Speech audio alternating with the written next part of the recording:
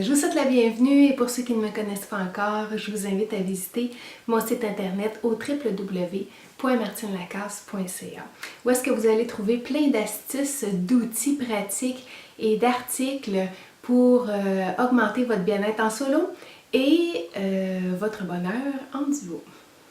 Alors aujourd'hui, je veux vous présenter 3 astuces pour surmonter l'habitude de demander l'avis des autres puis ainsi augmenter votre confiance en vous-même.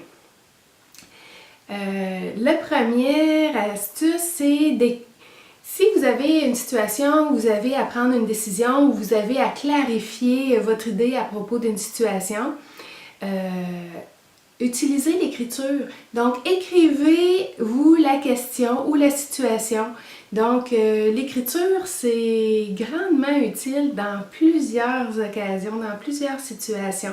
Si vous ne l'utilisez pas déjà, mettez ça à votre agenda, mettez ça dans vos pratiques courantes, dans vos habitudes. Donc, de l'écrire, soit par courriel ou sur papier, le sujet sur lequel vous vous interrogez, et puis d'écrire tous les détails, mettez-en, soyez généreux, fait que c'est pour vous, ça va vous être utile pour vous-même en premier. Et puis, envoyez-vous-le à vous-même. Si c'est un courriel, envoyez-vous-le. Ça va vous amener un effet de détachement. Fait que vous allez pouvoir le relire après ça avec plus de recul. Vous allez être moins dedans, moins dans l'émotion de ce qui arrive. La deuxième astuce, c'est de vous mettre dans la peau de votre ami. Donc, si votre ami vivait la situation ou la problématique ou le questionnement que vous vivez vous présentement. Donc, si c'était votre ami qui le vivait, qu'est-ce que vous lui diriez? Qu'est-ce que vous lui conseilleriez? Comment vous l'aborderiez? Alors, de cette manière-là aussi, ça amène une distance face à la situation que vous vivez, puis la regarder avec un nouvel œil, un nouvel angle. Fait que ça permet justement de le voir plus clairement, ça amène une lumière là, sur cet événement ou cette situation-là ou cette problématique-là que vous vivez.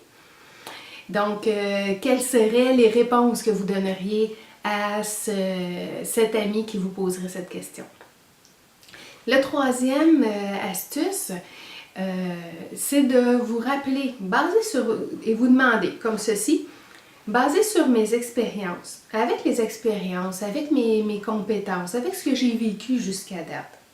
Est-ce qu'il y a des compétences, est-ce qu'il y a des forces chez moi qui me seraient utiles aujourd'hui à remettre en action, à remettre en vie, à réutiliser?